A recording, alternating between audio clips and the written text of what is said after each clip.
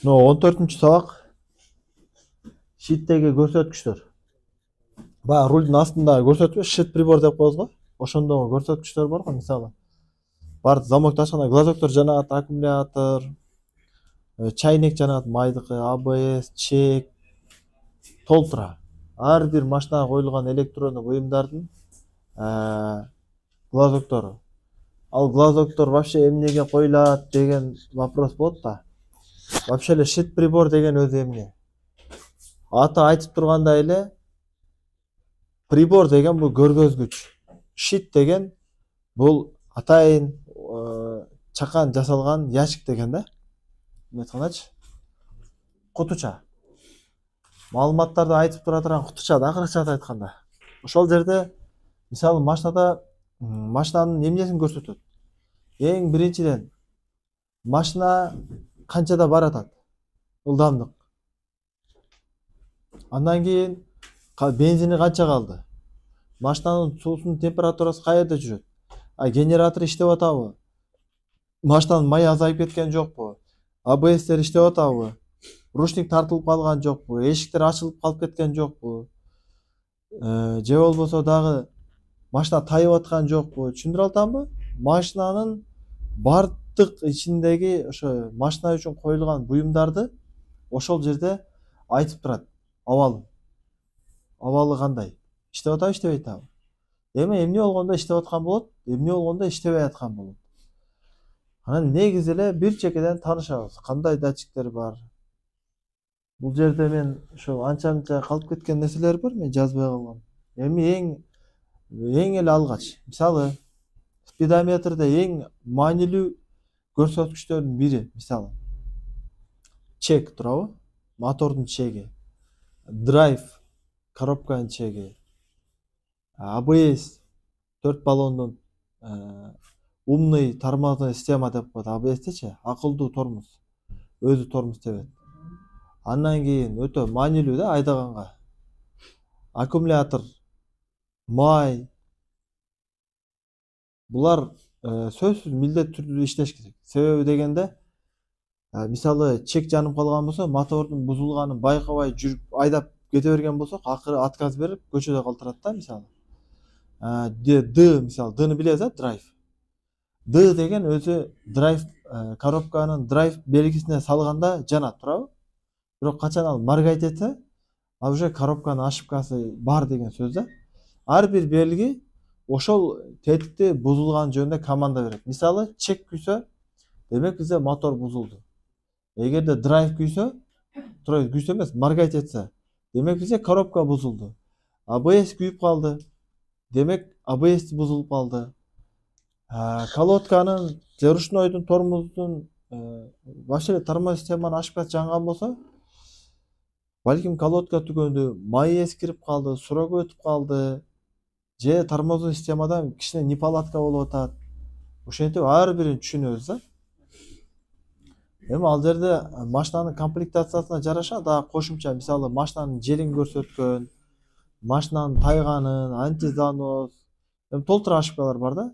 Бирок алардын ичинде эң маанилүүлөрүн азыр бүгүн бир сыйра таанышып өтүп кетебиз. Негизи түшүнүп алып да, чектер эмне экенин. Эми мындай машинадагы машинанын температурасын көрсөткөн, бензиндин температурасын көрсөткөн, машинаны айдап бараткандагы көрсөткөн, машинанын аркага салганда, мисалы, R жанат, туурабы? Анысы экинчи скоростко салганда, биринчи скоростко салганда, же болбосо баягы коробкасы типтрониктер. Биз алмаштырабыз го, типтрониканы алмаштырганда ошол жерде менюда канчанчы скоростто кетип атканын көрсөтүп турат. Айтор ошолордун баардыгы щит прибордо бизге маалымат берип атат. Эми ошол берилип аткан маалыматтар ар бир деталь кайсыл жерден сигналды алып, ошонун эсебинен жанат, ошол жөнүндө айтабыз. Чек эмнеден жанат? Машинадагы чек компьютер аркылуу байланышкан. Ал атайын бир эме үчүн предохранитель менен коюлбайт да. Глазоктор общий бир предохранитель коюлат глазокторго. Бирок ал плюсовой через эме келбейт да, мындай кандай десем экен эми. В основном компьютер жандырат да чектечи. сигналы компьютерден келип турган болот. Эмне үчүн дегенде информация точныйраак болуш үчүн. Эми кээ бирки машиналар ишит прибору через предохранитель күйөт. Массаны компьютер берет. Датчиктер в основном эле ошондой. Плюстары через предохранитель келет, компьютер минус жиберет. Түшүнүп атамбы? Эми ар машинада ар башка болуп калат. Кээде простой лампочка болуп калат, кээде светодиодка. Ал лампочка светодиодка болсун, жөнөкөй лампочка болсун, бирок анын баардыгынын кызматы бир эле. Анан келген жери дагы бир эле. Чек мотор компьютерден келет, мисалы. ABS'in датчиги, ABS'in компьютерунан келет. ABS'in компьютер кайсыл жерде болот десе, кайсыл жерде ABS'in главный мотор цилиндр болсо, баягы билебиз, тормозной подкачканын баягы вакуумный бачогунун жанына дагы кошумча бир көп зымдуу сайылган мотор коюлат. Ошондон тормоздарга зым кеткен, туурабы? Ошол тормоздардын жанында ABS көбүнчө блогу ошо чоо болот. Ошол блоктун ичинен ABS'ке глазогуна ошибка келет, мисалы. То есть глазогуна. ABS деп жанып турат го, ошол компьютерден келет. Ошо ABS компьютерунан. Эми азыркы жаңы машиналарда, мисалы, ручной колодканын датчиктери, тормоздун датчиктери, вообще тормозной системанын өзүнүн ошибкалары эски машиналарда компьютерден келет, жаңы машиналарда ABS'in блогуна келет. Ошол ошибкалардын кайсы, мисалы, күйүп калса кайсыл жактан издейбиз деген маселе болуп атат да. Андан кийин дагы кандай датчиктер бар? Май, мисалы. Майдыкы мотордо май датчик бар. Майдын уровенин көрсөтүп турат, ошол датчиктен келет. Ал датчик кайсыл жерде турат? Машинанын мотордун май фильтри кай жерде болсо, ошонун жанында болот. Андан кийин сууну көрсөтүп турган датчиги.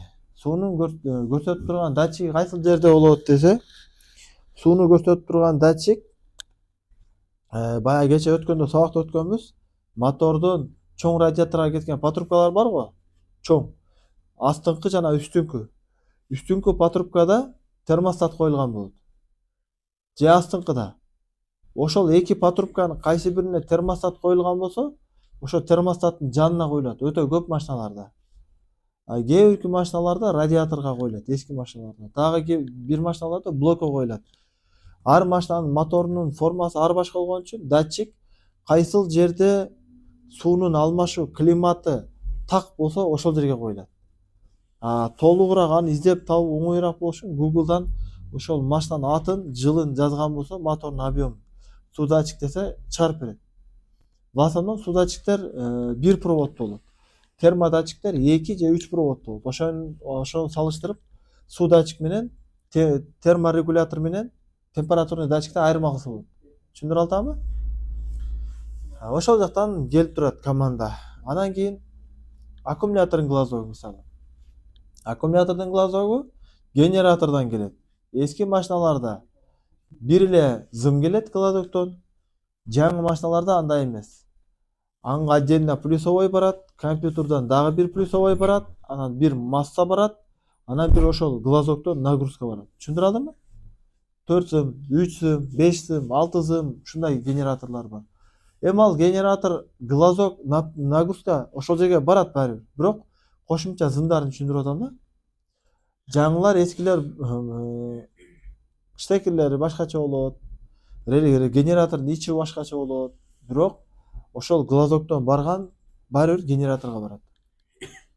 Дагы кандай датчик? Мисалы, мына бензиндин түгөнүп атат деген красный датчик, бензин красный датчик бактын ичинде, бензин насостун жанында эң астыңкы катмарында болот. Ичинде болот. Анан бензинди көрсөткөн шкала болсо, тоже бактын ичинде, аны сим-карта деп коет. Сим-карта деген кичинекей болот, стеклянный болот. Стеклодон, мындай айтканда, айнектен жасалган, бетине алюмин жалатылган болот. Ошол алюминдер тараксымал болот дагы. Ошол жерде дорожка жүргөндө, ар бир тарактын көрсөткүчү ар башка.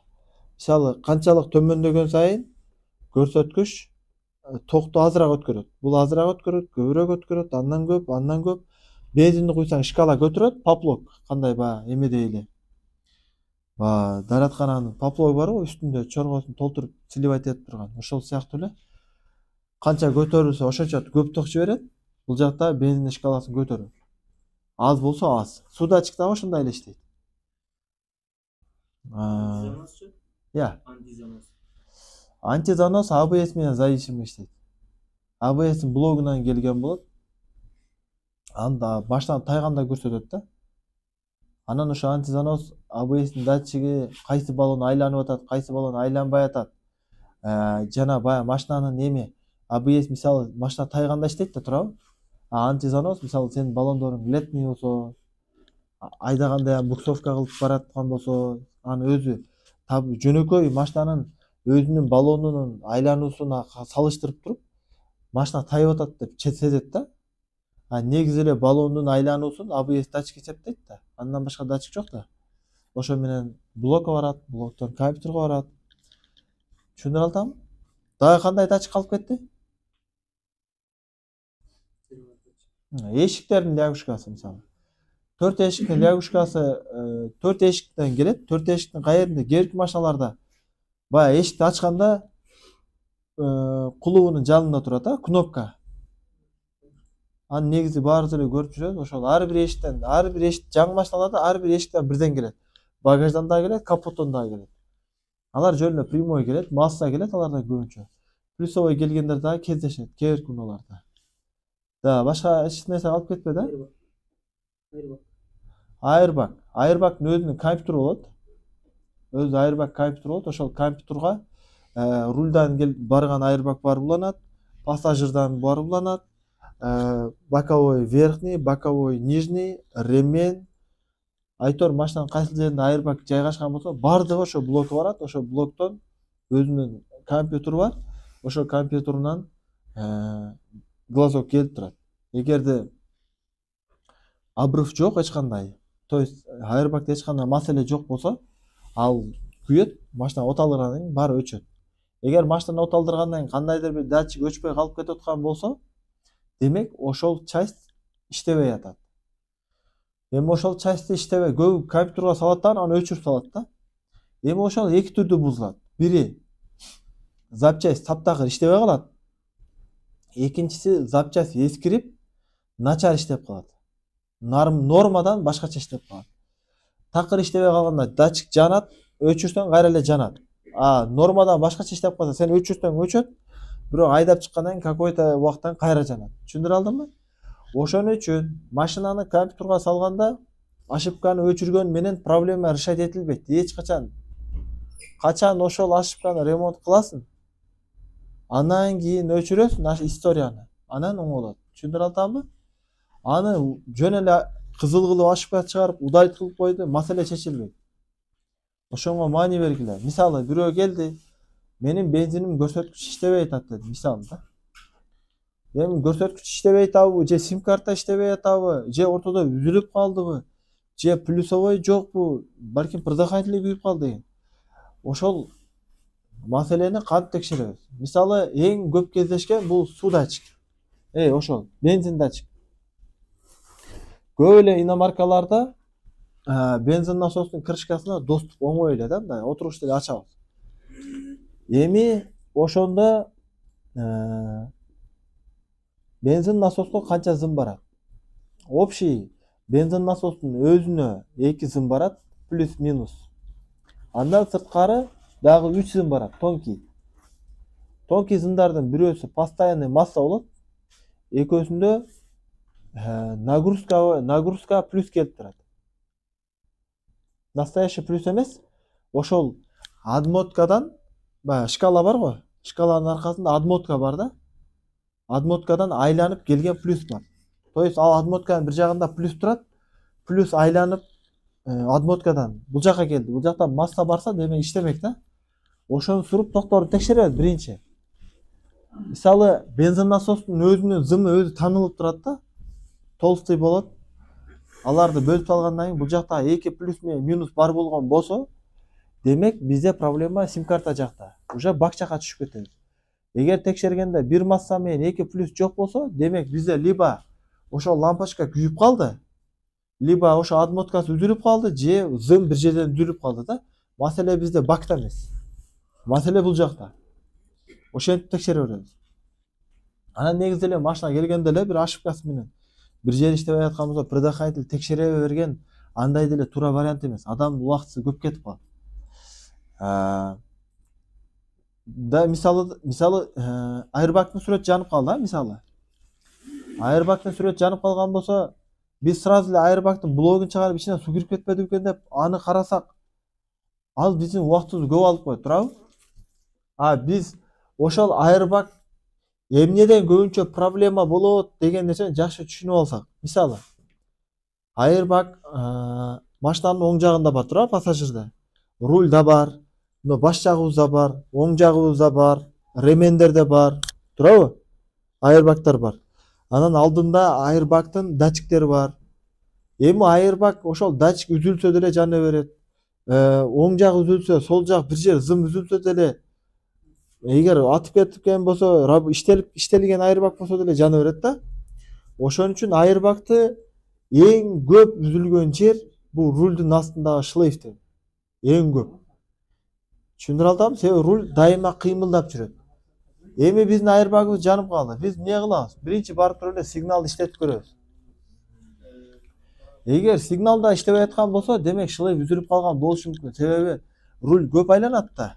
Мисалы пассажирдагы айырбак кыймылдабайт, зымдары деле кыймылдабайт. Алдында ударный датчиктер дагы кыймылдабайт да. Ошондо руль көп айланган үчүн шлейф үзүлөт дагы. Шлейф үзүлгөндө айырбак глазогу жанып калат. Шлейф үзүлгөндө сигнал дагы иштебей калат, мультруль дагы иштебей калат. Түшүнөсүңөрбү? Ошентип мындай оңоюраак метод менен диагностика коюп койсо болот да.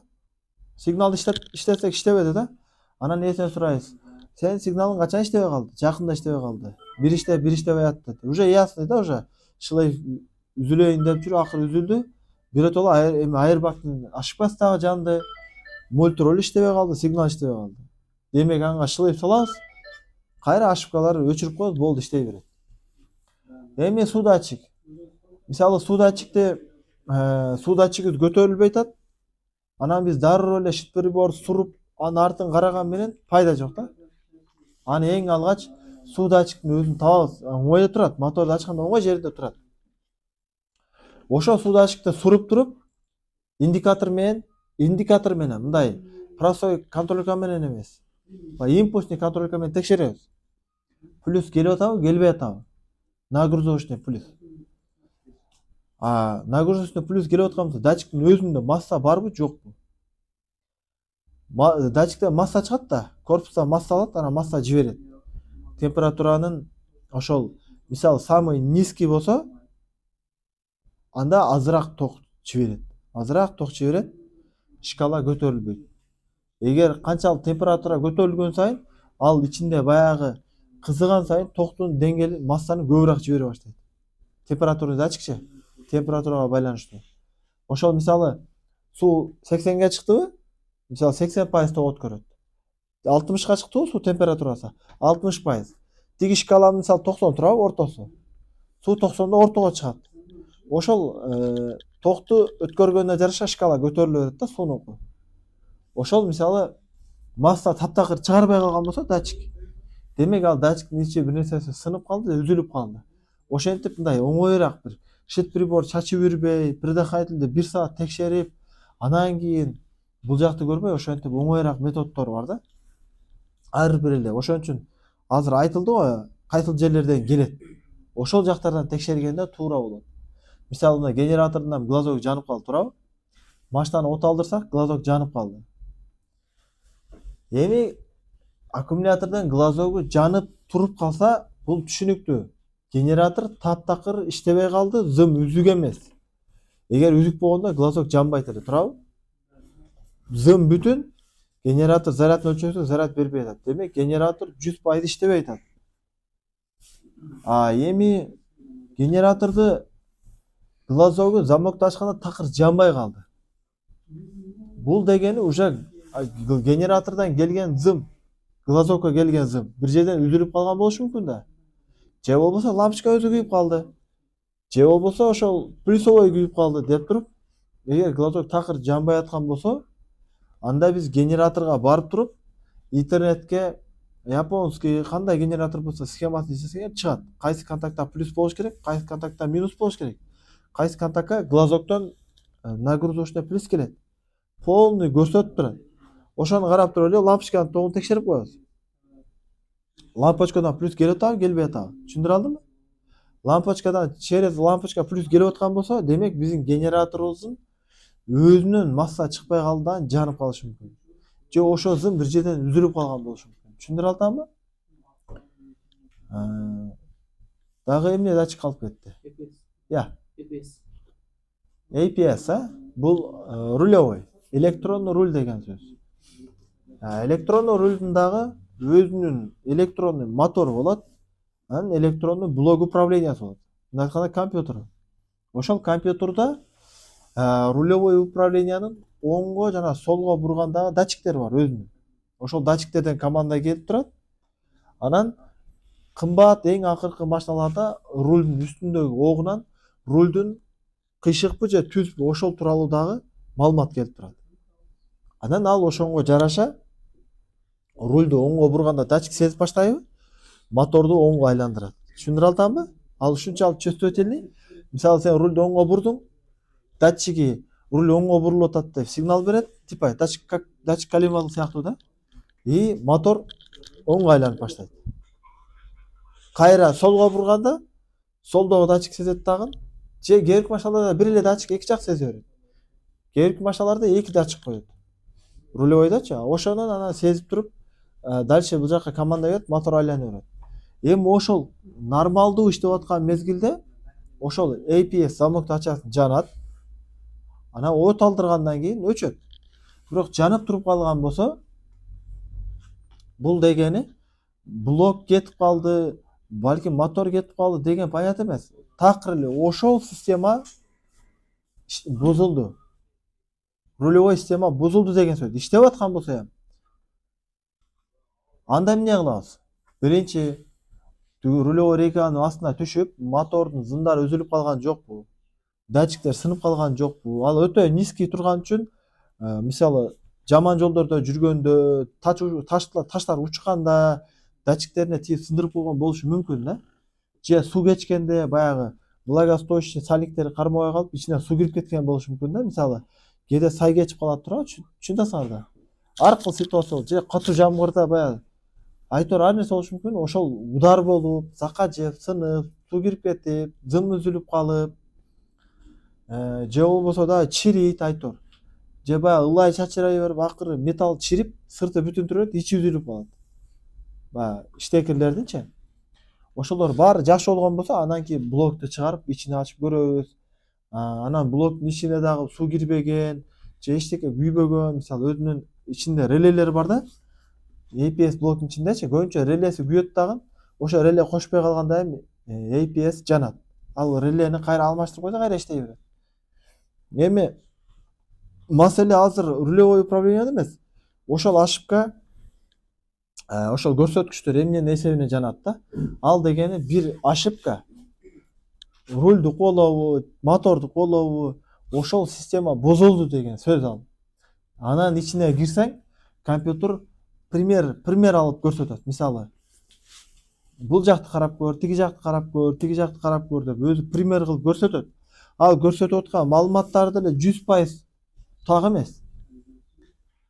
Ошонго карап туруп, анан кийин биз ремонтту баштайбыз. Ошол шит прибордун жардамы менен биз биринчиден машинаны айдап кетип атканда машинабыз канча скоростта баратат, анан кийин бензинибиз канча калды, мыздатуу системасы кандай иштеп атат, машинанын андан башка толтура ABS, EPS, колодкалар, лягуш, ручниктер, эшиктин датчиктери, бардык нерседен машинага коюлган полный электрондуу буюмдардын иштеп атабы, иштебей атабы, же иштеп аткан болсо кандай, жакшы иштеп атабы, же туура эмес иштеп атабы. Иштебей аткан болсо, иштебей атканын толук маалымат алып турабыз. Түшүнүктүү болдубу? Эми шит прибор эски машиналар менен жаңы машиналарда эки башка болот. Эски машиналарда жөнөкөй лампочка коюлат. Обычный эле лампочка. Размерлери кичинекей. Жаңы машиналарда азыр лампочка коюлбай калды. Эмне үчүн дегенде вопрос жаралат. Себеби азыркы жаңы машиналарда антиугонный системалар күчөп кетти. мисалы келтире турам система immobilizer.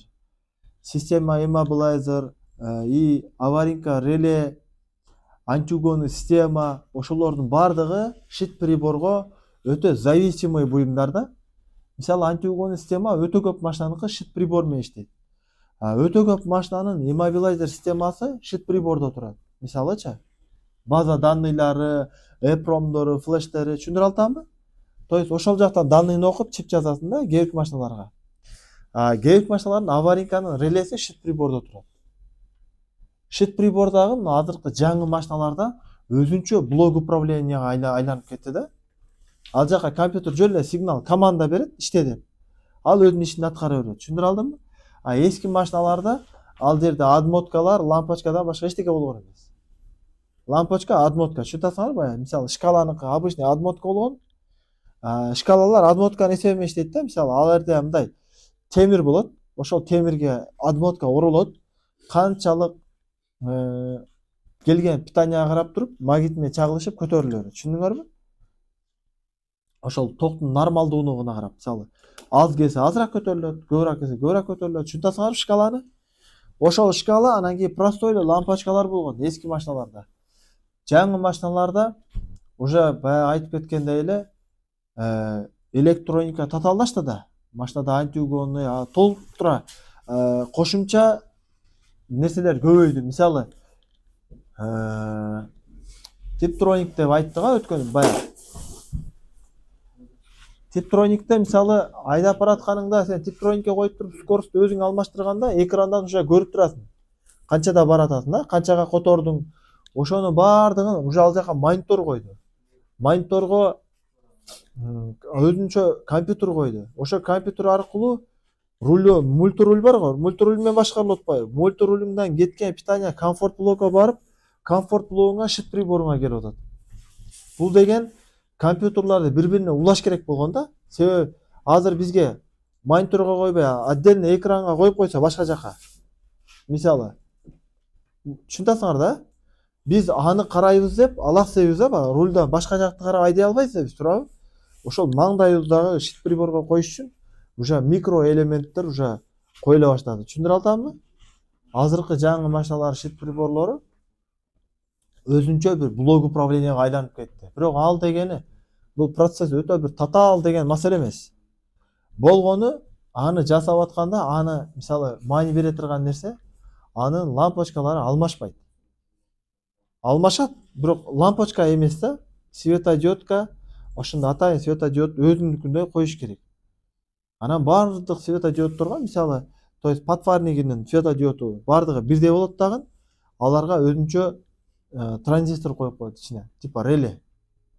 Өзүнөчү. Анан эмнеге коет десе транзисторду, баягы кээбирки машиналарда билесиңерби, умный. Ичине эгер түн болгон болсо, баягы күндүзү жана түндү биле турган датчик аркылуу өзү сезет дагы, көздү оорутпаш үчүн өзү низкий болот. Күндүзү күнгө чагылышып көрүнбөй калбасын деп туруп, күн ошо күндүн күн түндү биле турган датчиги менен яркий кылып коет. Мен түшүндүрө атам силерге? Ушундай умный нерселер көбөйүп кетти да, компьютерный нерселер. Ошон үчүн шит приборлор өтө татаалдашып кетти азыркы күндөчү. Анан кийин мисалы дагы бир пример спидометр. Мисалы эски спидометрлер трос менен болгон, туурабы? Трос айланса, каттуу айланган сайын шкала көтөрүлгөн, акырын айланса шкала акырын болгон. Азыр жаңы машиналар андай эмес.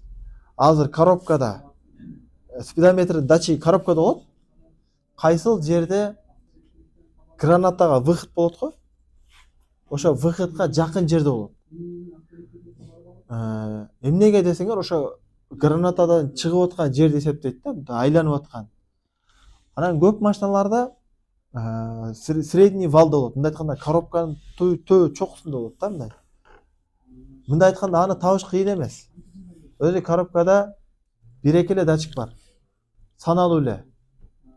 Датчик селектор мисалы, баягы D, R, drive'га салабыз го, ошол өзү задний лягушка коробкада турат. Арка лампочканы жандырган. Спидометр датчик. Бул үчөө эле. Анан азыр жаңы автомат машиналарда баягы масляный соляной клапандар бар. бирок алар өзү байкалып турат, соленой клапандарчы. Анан кийин кээ бирки машиналарда ошол соленой клапан сыяктуу болот дагы өзүнүн датчик коленвал сыяктуу датчиктери бар. Ошол датчиктер аркылуу дагы спидометр иштейт. Ошол аркылуу толтура маселелерди чечип коет да кээ бирки машиналарда, бирок бардыгы эмес. Мындай айтканда, шит прибордун датчиги азыр кайсыл же түшүнүңөр, коробканын граната жагында турат дагы. Эски машиналарда простой трос болсо, азыр ичине жөн эле импульсный контакттар коюп коет, магнит менен иштейт. Датчик коленвал сыяктуу болуп элечи, плюс минус барат, магнит талап пайда болот. Вал эсептегенде валды, ар бир валдын айлануусун импульс кылып жөнөтүп турат. Эми импульс болуп келди да шит приборго. А шит прибор аны ошо импульсту окуп туруп, ошо импульс канчалык келип аткан болсо, ошону көрсөтүш керек да турабы. Дагы компьютерлашып кетти. Түшүндүрө алатамбы? Эмне үчүн? Жаңы машиналар компьютерлашып кетти. Эми ал татаал болгондуктан, татаал компьютер, то есть уже блок управленияга айланып калгандан кийин ал татааллашты. Эми аны лампочкасын алмаштырам деп, ошо целый блок питанияны бузуп койбосун деп, лампочкаларын одноразовый кылып чыгарып койду. Түшүндүрө алатамбы? Эми ошон үчүн лампочка алмаштырам деп чыгарып алып, штекерлерди суруп, баягы сарапина кылып алмаштырат да. Ошон үчүн аны ачпасын, бузулса ошо бойдон алмаштырсын деп, баягы сбор, мындай айтканда, одноразовый, литый, эчтеке алмашпайт. Ушундай штекер саясың, чаң болсо чаңды тазалашың мүмкүн, а так ичинен эчтеке алмаштыра албайсың да. Жана аларга запчасын сатпайт. Сен анын ичине бир айыбын табып, запчасын чыгарып алган чакта деле анга запчасть жок да, мындай айтканда. Мына ошондой азыркы шит приборлор ушундай өзүнчө бир өзгөрүп кетти. Эми шит приборду чечкенде, шит прибордун өзүнүн бир эч кандай деле бир өзгөчөлүктөрү жок. Шит прибор бир обычный эле бир эме сыяктуу эле, кандай десем, бир магнитофон сыяктуу эле 4 саморез менен кармайт, чечсеңер артында бир эле штекер же 2 штекер да максимум. Бул обычный эле бир аксессуарга окшоп чечилет дагы. Ошо менен кайра окшош годовой жылдары окшош машиналар бири-бирине түшө берет. Мисалы, Toyota Camry 2003-жылгы болсо, кайра Toyota Camry 2003-түккө бири-бирине түшө берет. Эми Америка, Европа болуп бири-бирине спидометрлерине разница бериши мүмкүн, бирок бири-бирине иштей берет. Баягы проводдор, штекерлер келип учурашкан жерлер бирдей эле болот да, мындай айткандачы. Бирок 2004-жылгы машинага 2007-2010-да алып келип салсаң түшпөй калышы мүмкүн. Себеби 2002-2003-төрүн эски метод менен болгон, жаңылары жаңыланып кеткен. Алар полноценный иштебей калышы мүмкүн. Же таптакыр эле штекерлер түшпөй калат. Түшүндүрө атамбы? Вопростор барбы шит прибор боюнча? Түшүндүк, Азыр мына шит приборлор жөнүндө дагы бир интернеттен көрсөтүп коеюн. Бул шит приборлор булардын көрүнүшү ар кыл боло берет, бирок булардын иштеши бирдей. Бардыгы эле бир эле нерсени көрсөтөт. Көрсөткүчтөрдүн белгилери да бирдей. Мисалы, бардык машинада чек бирдей, бардык машинада ABS бирдей, бардык машинада драйв бирдей, R бирдей. Түшүндүрө алдымбы? Жазуулар бирдей, бирок жайгашуу жайы ар кыл болушу мүмкүн. Мисалы, жаңыларда мындай современный болуп жасалып, эскилерде мындай боло берет, бирок көрсөткүчтөрү бирдей. Мына ал жерге майни берсеңер, мынакей. Мына бул жерде эми бир четтен ушуларды ошибкалар ар бир сүрөт эмнени түшүндүрөт, айта кетейин. Бул арканкы противотуманка. Көрүнөбү экен камерага? Камерага көрүнөбү экен? Биринчиде арканкы туманка, рулевойдуку, алдыңкы противотуманка, суу чачкан омователь алдыңкы, колодка. Бул баягы машина 60-та, 90-да кетип атканда басып коет го. Не деп коет эле ошо? Круиз контролдуку, поворотниктики, ближний фара, кондиционер, компьютердин ошибкасы, свеча накалдын ошибкасы, болбосо жолдогу полоса датчик.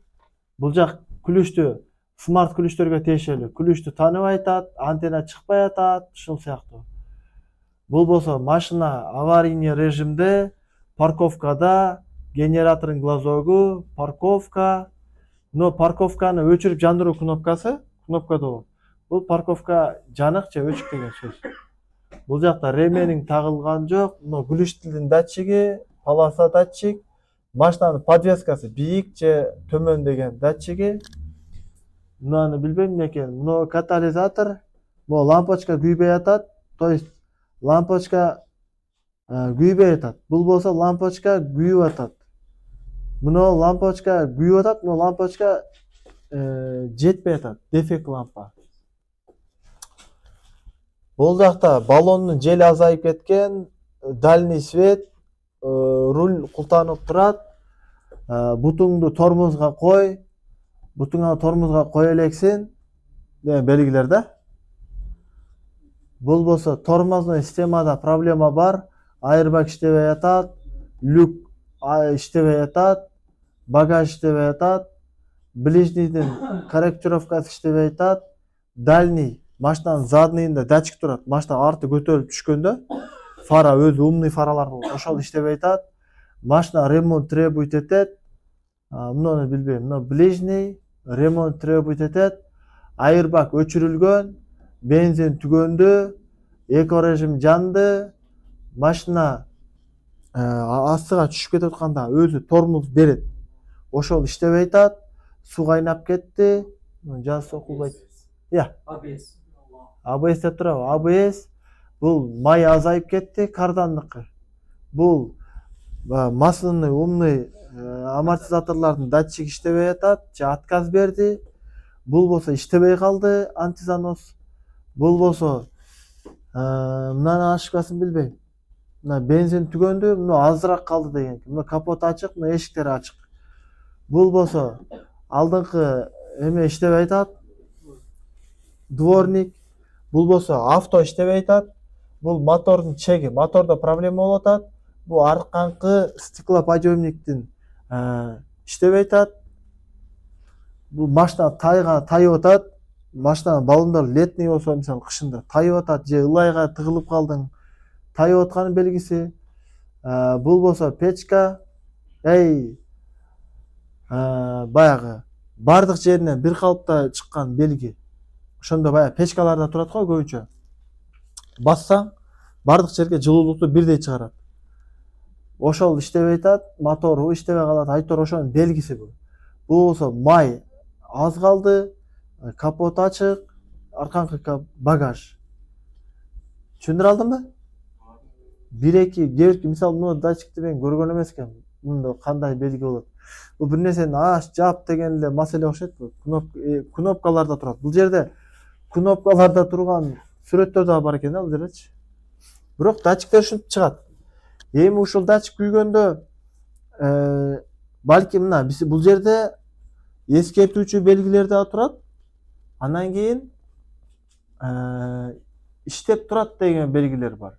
Эми ошону айтып коеюн. Кызыл болуп жанган болсо, бул опасный деген сөз да. Машина бузулду деген сөз. Сары болгон болсо эскертүү. Светофордой эле да. Зеленый болгон болсо иштеди деп, наоборот, иштеди деп команда берет. Мисалы бу жерде байкайбыз. Мына кызыл, мына азыр данный время бузулду деп айтып атат. Мына бузулду. Түшүндүңөрбү? Мына кызылдардын бардыгы бузулдуну түшүндүр. Мыналар бар бузулду. Эми эскертүү атат. Мыналар эскертүү. Сарылардын бардыгы эскертүү. Мына көктөр иштеп атат. Мен муну баягы муну экөө адаш айтып алдым. Муну иштебей атат. Муну иштеп атат. То есть антизанос жандырды. Басып койдуң деген сөз. Түшүндүңөрбү? Болду ушу менен. Бул сабак.